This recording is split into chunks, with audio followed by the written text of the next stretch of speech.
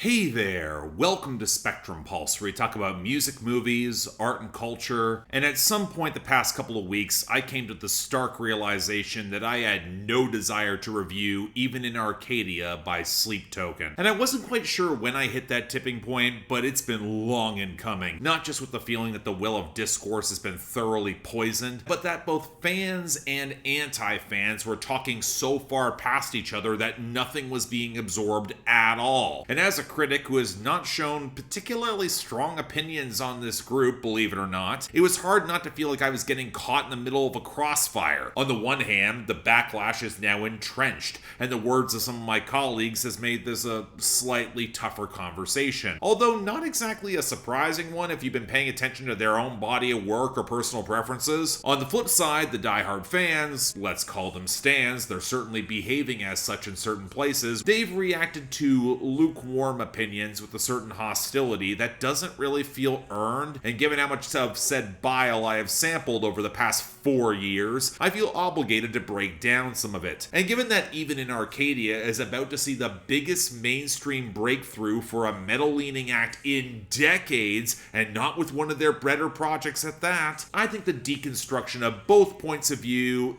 that's worth examining. But before we even get to that stage, we have to set the scene with the reality that folks talking about Sleep Token are often traveling from very different start points. Pop fans, mainstream rock fans, metalheads, the critics that hear music from across the spectrum and might have a broader, more layered perspective. Even a couple hip-hop heads are wondering how the hell they got into this conversation. Apologies in advance for that. Go back to the new Billy Woods. It's way better than all of this. And the reason I'm laying this foundation is simple. If you don't understand where ideas or the framing of art comes from, you're not going to be able to get where folks might be coming from in arguments in favor or against. There's this weird sense of surprise in some critical quarters that Sleep Token has suddenly become so big. Made all the more complicated because what might be most emblematic of them is the fusion of genre. You hear the chugging mainstream metalcore riffs or even passages pulling from heavier subsets of extreme metal with the screams and blast beats, often alongside or in the same damn song as more traditional pop and R&B leaning tones or structures. And by that I mean pop tones pulled broadly from the mid to late 2010s with willowy acoustics and piano, the occasional synth or strings flourish, an abundance of self-serious auto-tune crooning, and a whole lot of hip-hop inspired percussion, most notably trap. Keep in mind, at this point, I am not making a value judgment on the genre fusion or juxtaposition. I'm just describing what it is, as someone who has reviewed all the separate genres in question in the period for years now. I'm also going to make the contentious statement that this fusion of sounds is not exactly revolutionary. Especially in the mid to late 2010s, there were a lot of acts that were taking notes from multiple genres and trying to find something in the middle that works. The biggest example I point to all the goddamn time, 21 Pilots, especially in the era of Trench where they got much darker while still preserving some of the rap elements, but they are by no means alone. In rock music, how many times have we seen heavy rock guitars juxtaposed with clean singing with just a trace of edge or outright rapping with hip-hop percussion? Mainstream rock radio has been full of that for decades now. Hell, we don't even need to go back that far. Folks tend to forget that Imagine Dragons was initially produced by Alex da Kid, who broke through with big production credits in rap with artists like Eminem in the early 2010s, and saw one of their most acclaimed performances at the Grammys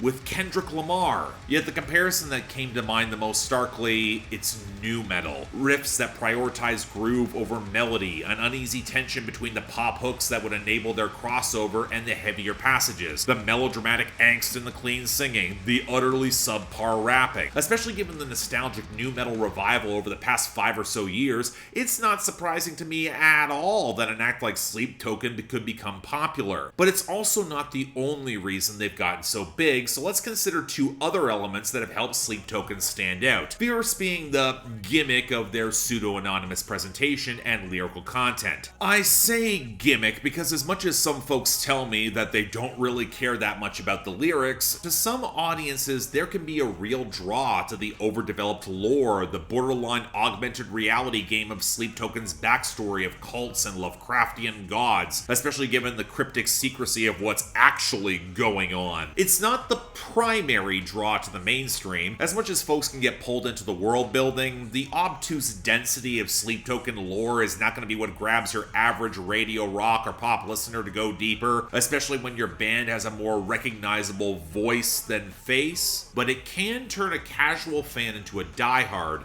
especially as the band is largely committed to the bit as much as possible. The second, and in my opinion far bigger factor as to why Sleep Token has exploded into popular culture, is extremely savvy marketing and promotion by their new label RCA. What's not widely known is that previously Sleep Token was tied to Spine Farm Records, predominantly a rock and metal label targeting those radio stations and audiences, so migrating them to a label who can play major label games and have major label promotion across social media and streaming to get them to a pop-leaning audience with the band's most accessible work, that's a fine way to engineer that crossover, and it's by no means a guarantee. The annals of rock history is littered with rock and metal bands that tried the crossover, failed miserably after a single or two, often critically savage to boot, but Sleep Token hit that sweet spot. They could well wind up with an album bomb on next week's Billboard Hot 100 after all three of their singles charted well. Again,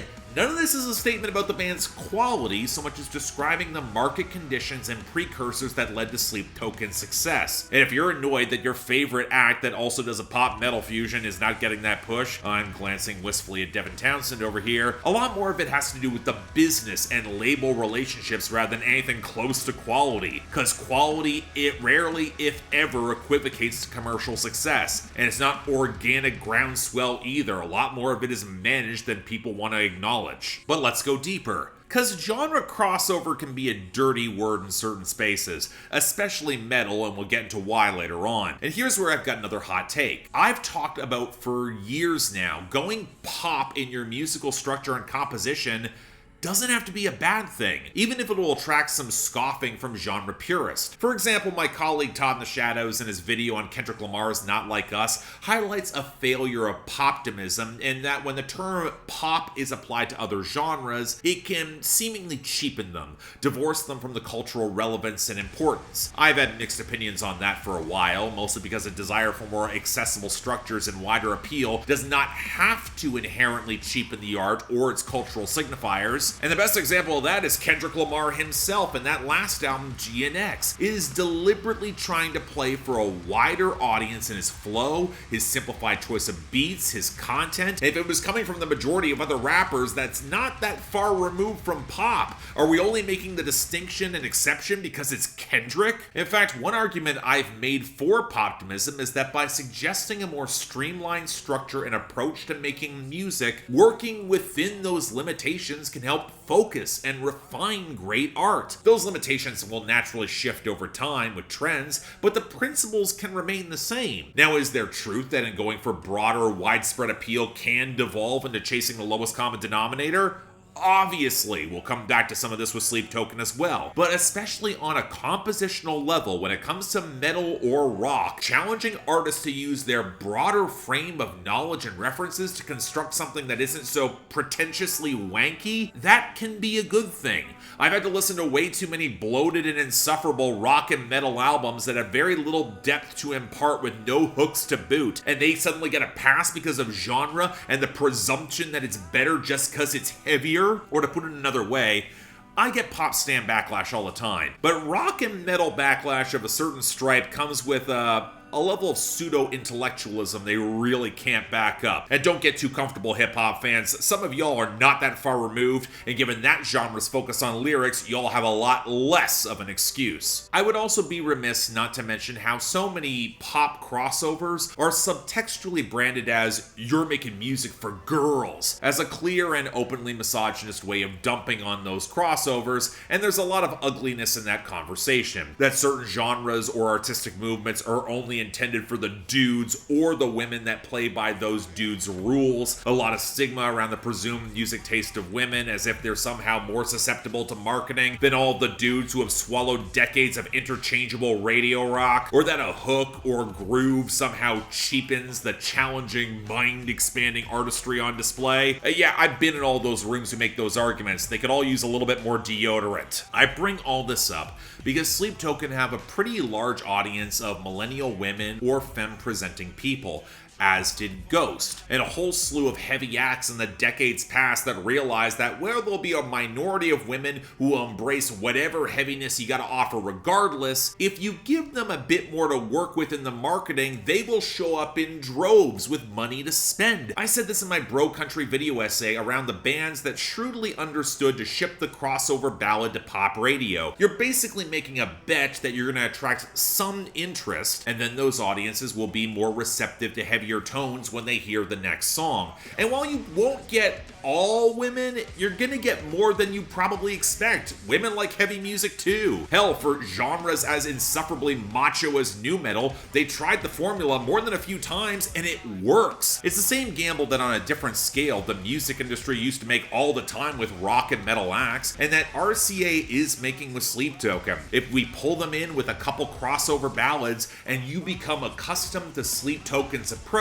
you might be willing to hear more of it down the line from other bands. It's by no means guaranteed, but in aggregate, it's not a bad bet, because you only expand the audience that is accustomed to heavier music. Contrast this to the very safe bet mainstream rock has been making for at least the past 20 years. If we keep giving you exactly what you already know and like, preferably from the same bands with only minimal shifts to keep up with the times, you're gonna stick around. And that also somewhat works. The audience is there until they get bored, or they want to know why a local favorite's not breaking into the boys club, or other subgenres that are growing some popularity aren't given the same access, or I don't know, the audience just gets old and dies. Now that, for all intents and purposes, are the main reasons why Sleep Token has been so successful. There are other slightly nerdier reasons we'll touch on a bit later on, but if you want the reasons why they are here this popular in the moment, that's the foundation, that's the through line. Not only are they blending styles and sounds from across genres, they are a gateway act. One of the rare that can work kind of both ways. Pop fans can hear heavier, more abrasive elements through a more accessible package, but metal fans could also hear pop tones and structures that might stick more strongly than your latest chugging riff pattern. And there's real opportunity, for lack of better words, cultural exchange. Maybe we could all meet in the middle and find out we got way more in common than we realized. And yet that's not happening with Sleep Token that much. Because even while I'm able to discuss the broad theory behind their success, at the end of the day, some of the execution matters. And this is where we have to talk about that backlash, warranted or otherwise, made all the more fraught because Even in Arcadia is the band's biggest play for a mainstream, pop-accessible sound to date, and not one that's being received all that well even by some of the die-hard fans, at least internally. I'm listening. While they're all the more defensive to the increasingly wider mainstream audience. And this is common irregardless of genre. The album comes out, it's not as good as you want it to be, but you can't admit that online because the Discord only operates in a binary and you gotta fight all the harder to shore up the weaknesses that in a couple of years, likely the next album cycle, you're gonna realize, you'll say it aloud, yeah, the problems were always there. We of course knew that, and those of you who have been watching and taking notes the whole time are trying not to tear our hair out or scream, "I told you so." Y'all would be so surprised at my sense of restraint when it comes to my reviews.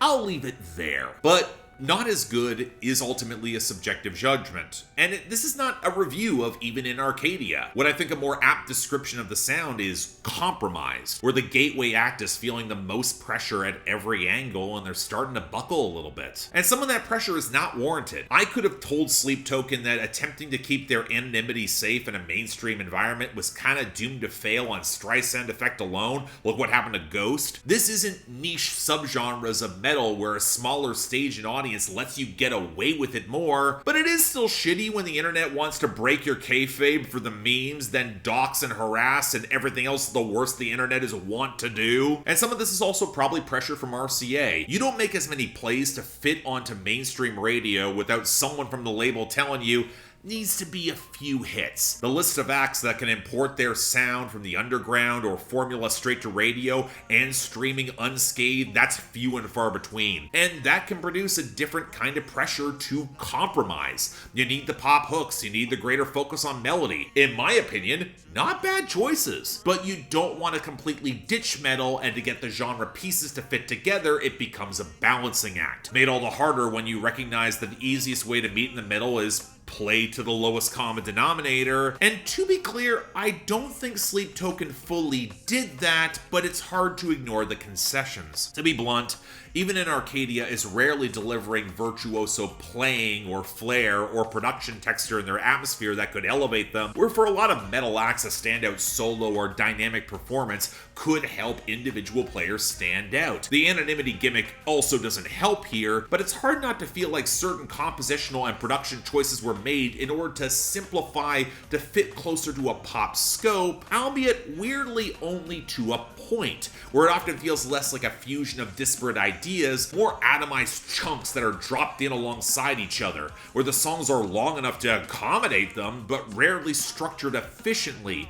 kind of awkward choices within pop. And thus, of course, the diehard metal fans have largely turned on this album. There are a couple defenders who will highlight how the whipsaw genre transitions, they are a hallmark of avant-garde metal or certain subsets that are more in the technical prog, drawing influence from other experimental acts, but that only feels half true and increasingly tenuous. If it wasn't directly intentional, you're left wondering why they rarely write coherent transitional passages to ensure the songs flow together or deliver an adequate crescendo, or on a broader level highlight how all of these elements contribute to some form of sonic cohesion or thematic arc. With a band as self-serious as Sleep Token, that matters. But the counter-argument is that all these wild genre shifts, they're intentional, reflect the splintered and chaotic mind of a higher-powered push to the edge where it's all careening out of control. And if Sleep Token had that level of consistent intensity or tempo, I might buy it. But this is a band that seems allergic to the concept of stable grooves or momentum, and this is where such utter dedication to a singular melancholic tone can really backfire on them, because a lot of the experimental acts full of abrupt clash had a sense of humor, or they recognized it was a gimmick or a piss take, they wanted to see how far they could take it,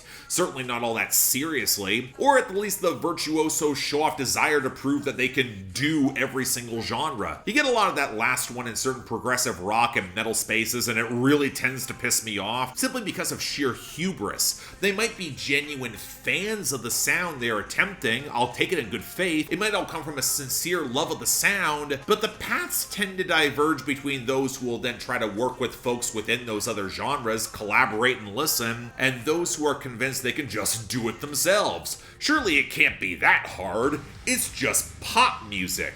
Right? And this is where Sleep Token tends to hit a major stumbling block with some critics, especially those that cover both pop or R&B or hip-hop and metal as well, and where my criticisms normally come in. I'll freely admit, I don't have a profound depth or love for metalcore or djent. I've said this for years, neither are my thing in their technical prioritization of chugging riff patterns rather than melody, and while I think they have been frankly terrible influences across metal for the past 15 years, dragging promising subgenres into breakdown-induced stagnation, especially prog metal, that's not a new opinion coming just from me, it's from a lot of metal fans for years now. But again, I can acknowledge, just not for me. But I do have the expertise in pop, R&B, hip-hop, and where Sleep Token has always lost me is their execution in these genres. Kind of ironic how much metal stans have come down on Sleep Token, but a lot of pop stans haven't quite figured out what to do with them yet, which has left a lot of critics picking up the slack, and after a year where pop was considered ascendant yet again, no, you can't tell me the desaturated trap murk of the late 2010s is a good sound to attempt to emulate, and not even emulate it well. What struck me with Even In Arcadia was how dated the genre flourishes were, drawing forth a set of sounds that were barely tolerable at the time and have aged rather badly in contrast when you strip them of texture or flair. It's colorless and brittle and drab and self-serious and all the melancholy, with none of the edge or verve that came from pulling from hip-hop at the time. Yes, I've heard the band are fans of Frank Ocean or The Weeknd from Outsiders. I certainly hear some of the elements of that in their sound, but no, this isn't Blonde or even Beauty Behind the Madness. And when you can tell they don't really grasp the subtleties of getting deeper into the subgenres, the comparison is even more unflattering. And while I'm not about to delve into the dicey look of a band painting themselves black and questionably appropriating traditionally black musical genres, for some reason nu metal let Wes Borland get away with it for years, I guess nobody's supposed to bring it up given that tradition. Although more than a few curious mainstream music critics are starting to pay attention and ask that question, I am equipped to say the rap passages aren't just dated, they're god-awful. There might be choppy elements between djent and drill, but rapping over it requires a lot more skill than what I'm hearing. And I remember what I said in the Bro Country video essay. Even if they're sincere fans of the genre, if they were forced to compete within that genre, be it a cypher, going bar for bar, they would not do that well. There is a privilege in the novelty of the approach that will give them a pass, well, to a point. And then there's the R&B parts, and where we have to talk about Vessel's singing. And believe me, it's not just my observation back in 2021 that he sounds like Dan Smith of Bastille or any number of UK-based blue-eyed soul crooners, which has already had certain people struggle to take Sleep Token that seriously. No, the word that keeps springing to mind for me is soulless, specifically bereft of black soul musical traditions that have infused R&B since its inception. And I want to have some care with this conversation because distilling down decades of arguments in R&B circles inevitably misses some of the nuance. There's a larger conversation about the intersections with the black church and gospel, and where and how funk and blues and jazz come into the picture, to say nothing of certain subgenres that are regional of soul music that emerged in the 70s, then expanded into neo-soul in the 90s, and so much discourse around vocal technique between those who have the softer or more delicate or alternative approaches versus those who can really sang. It's not talking about effort or skill or classical training or even volume. This is culture. And when I hear Vessel sing and draw some very obvious influence from R&B, but I don't hear that deeper soulful root and context, it creates this uncanny valley feel for me. Compared to Algiers, where Franklin James Fisher has the fire and brimstone, or even Zeal and Ardor. I hear Sleep Token, I hear a pastiche, an imitation of the genuine article. And this is where it gets back to that genre clash. If you're trying to show off how well you can do all of it, the deficiencies become painfully distracting for those who know, and it becomes novelty, especially to critics who hear the whole spectrum of sound all the time. And novelty, that can become the death knell of a gateway act, because once folks clue in, either by going through the gateway and finding better or just sticking around there, you're stuck with the constant requirement to do it again, make it sound a little different or better every time, and that goes counter to the industry. And even with Even in Arcadia, I hear cracks. And this is where I actually want to give Sleep Token a bit of credit in discussing their content. Because when listening to Even in Arcadia, I had a very abrupt realization. The lore, it's fundamentally metatextual. Certainly not just around conflating romantic relationships and occult worship and the toxicity therein, but the cult-like structure of artist and fandom. It's why when the mask started slipping sharply on Even in Arcadia, I became more charitable overall. It's a grounding point of human emotion, where the lore is good for Easter eggs, but it's set dressing ultimately. It's marketing for potent themes. There's a little bit of human weight behind the pomp and circumstance. I can connect with the band. Granted, when you dabble in that metatext, you're also walking a very fine tightrope, as bands complaining about the struggle of being in bands can get really damn tedious, especially when your narrator's affection for tortured, morally ambiguous melodrama starts running sour, framed appropriately to highlight how toxic it can all be, but the allure is still there. It's why I'm not surprised that folks have described Sleep Token as having a certain romantic appeal to both women and men. So does The Weeknd. So did at one point did Drake, and Sleep Token's self-awareness feeds into that same brooding archetype, but with different trappings, drenched in dark academia and pretensions to high literature that seem to play a little too close to the basics. That's another reason why critics and a certain strata of metal or extreme music nerds tend to be very dismissive of Sleep Token. There's a lot of lore, but not a lot of depth beyond the fundamental conflict and themes and metatext. And when we see language that would imply more, but don't get it in the analysis, feel shallow, or dare I even say pretentious. But that doesn't have to be a bad thing either. Shallow melodramas contributed to so much great accessible music. And I've been saying this for a decade now. It's also fundamentally at the root of 21 Pilots and their thematic arc with Trench. It's not new, but I also get the feeling that's not a comparison Sleep Token fans want to hear. And there's something to that.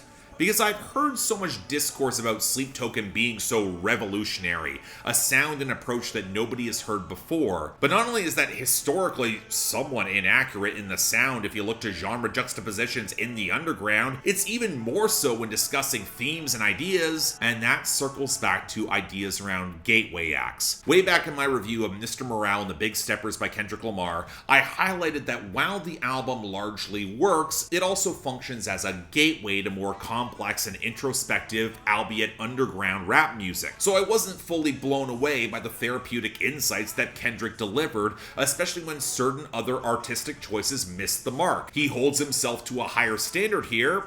I'm gonna do the same. Similarly, when Sleep Token hold themselves to such self-serving, self-serious grandiosity, aiming for cinematic swell and scope and deeper insight, you cannot be surprised when critics treating them as such could find them lacking. There's always gonna be some tension between gateway acts and self-proclaimed gatekeepers of genres and by extension culture. That does not absolve gatekeepers of biases or stagnation or just really bad judgment on who is let through versus who is blocked, let alone their compromises. But let's not act like said gatekeepers don't occasionally make a point. What's all the worse is that polarized press is very easily weaponized by the music industry at large. Look at the boy band wars, where the boy bands were on the same labels and management, but playing them against each other, that was candy for the audience that wasn't looking into the details. And if one side shows weakness or uncertainty, that's all the incentive to fight harder. And the increasingly vast polarization between Sleep Token fans and haters, where critics somehow wind up on both sides, often desperately trying to present nuance that's going to be largely ignored because neither side wants to hear it. Well shit, if RCA isn't fanning the flames in order to gin up the sales and media attention, they're not doing their job, as per usual. To say nothing of agitators who like a good fight to keep raging if it hurts something or someone only half involved,